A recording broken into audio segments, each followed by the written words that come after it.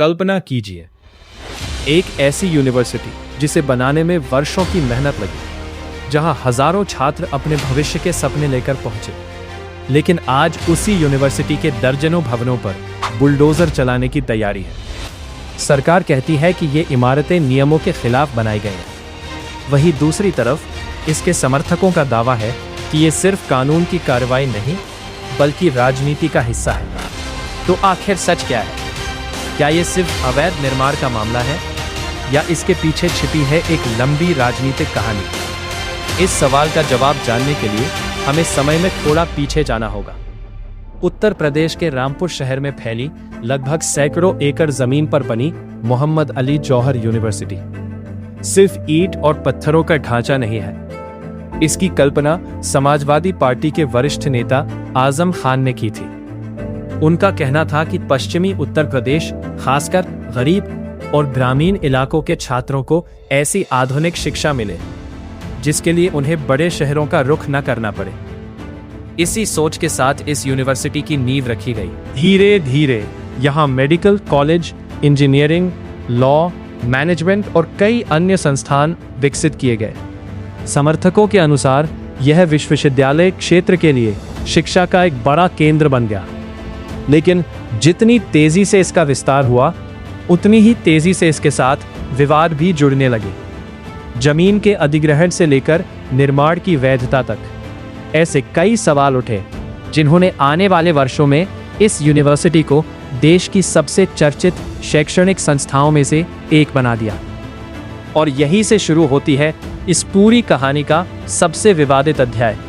जौहर university का निर्माण जैसे जैसे आगे बढ़ा, वैसे वैसे इसके साथ विवाद भी गहराते चले गए।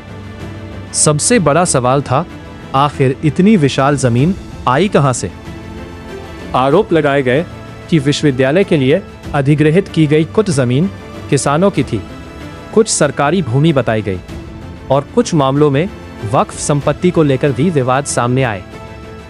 कई स्थानीय लोगों ने दावा किया कि उनकी जमीन उनकी इच्छा के विरुद्ध ली गई। हालांकि विश्वविद्यालय प्रबंधन और आजम खान की ओर से इन आरोपों को लगातार खारिज किया गया और कहा गया कि जमीन का अधिग्रहण कानून के अनुसार किया गया था। लेकिन विवाद यही नहीं रुका। समय के साथ पुलिस में कई एफआईआर दर्ज हुई, जांच एजेंसियां सक्रिय हुईं। आजम खान, उनके परिवार और कुछ अन्य लोगों के खिलाफ अलग अलग मामलों में जांच शुरू हुई। कई मामलों में अदालतों ने सुनवाई की, कुछ मामलों में जमानत मिली, जबकि कुछ मामलों की कानूनी प्रक्रिया अब भी अलग अलग अदालतों में जा रही है। यानी जौहर यूनिवर्सिटी अब सिर्फ एक शैक्षणिक संस्थान नहीं रही थी, यह उत्तर प्रदेश की सबसे चर्चित कानूनी और राजनीतिक लड़ाइयों में से एक बन चुकी थी। लेकिन सबसे बड़ा झटका अभी आना बाकी था, जब सरकार की नजर विश्वविद्यालय की इमारतों पर पड़ी। और यही से शुरू हुआ बुलडोजर कार्रवाई का नया अध्याय। साल 2025 में जौहर यूनिवर्सिटी एक बार फिर सुर्खियों में आ गई। इस बार वजह थी विश्वविद्यालय के 38 भवनों को ध्वस्त करने का आदेश।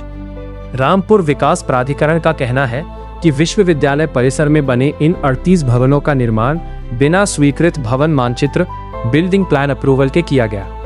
प्राधिकरण के अनुसार निर्माण से पहले आवश्यक अनुमति नहीं ली गई थी, इसलिए ये भवन विकास नियमों का उल्लंघन करते हैं। इसी आधार पर नोटिस जारी किए गए और ध्वस्तीकरण की प्रक्रिया शुरू की गई। प्रशासन का कहना है कि यह कार्रवाई किसी व्यक्ति या राजनीतिक दल के खिलाफ नहीं, बल्कि नियमों के पालन के लिए की जा रही है। सरकार का दावा है कि कानून सभी के लिए समान है। अगर किसी निर्माण में नियमों का उल्लंघन हुआ है तो कार्रवाई होना स्वाभाविक है। लेकिन दूसरी तरफ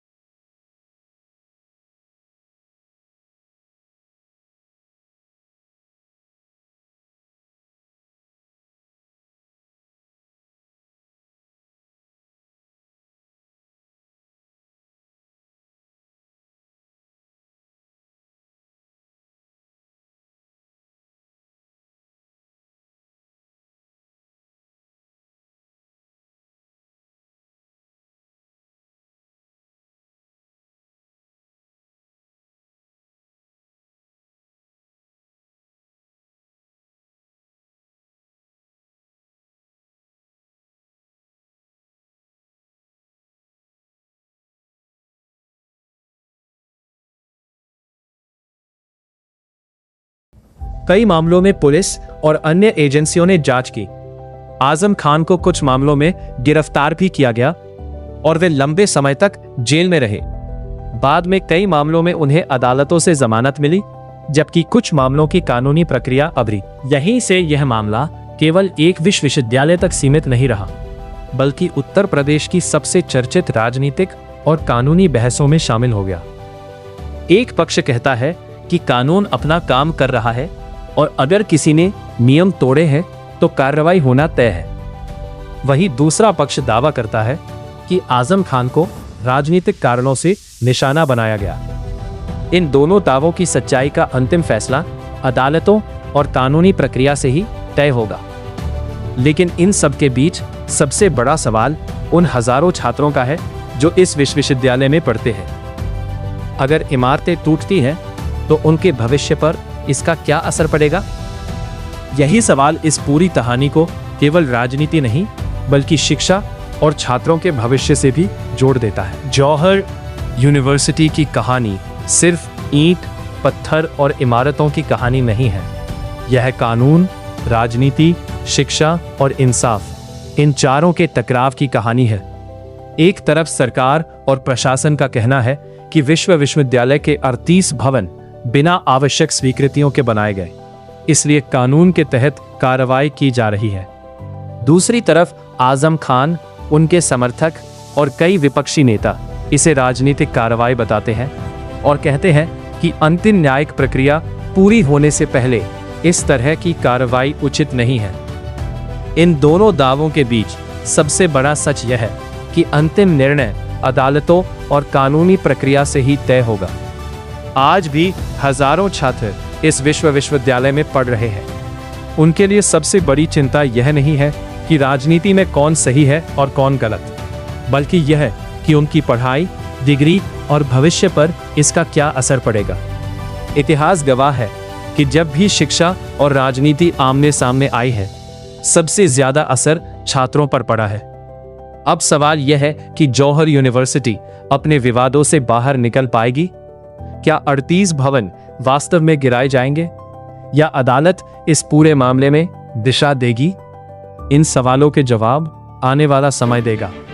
लेकिन इतना तय है, जौहर यूनिवर्सिटी का मामला आने वाले वर्षों तक भारत की सबसे चर्चित कानूनी और राजनीतिक कहानियों में से एक बना रह सकता है। अगर आपको ऐसी तथ्य आधारित और गहराई से रिसर्च की गई डॉक्यूमेंट्री पसंद आती है तो वीडियो को लाइक करें, चैनल को सब्सक्राइब करें और कमेंट में बताइए, क्या आपको लगता है कि ये कार्रवाई केवल कानून के पालन के लिए है या इसके पीछे राजनीति भी है? मिलते हैं अगली डॉक्यूमेंट्री में।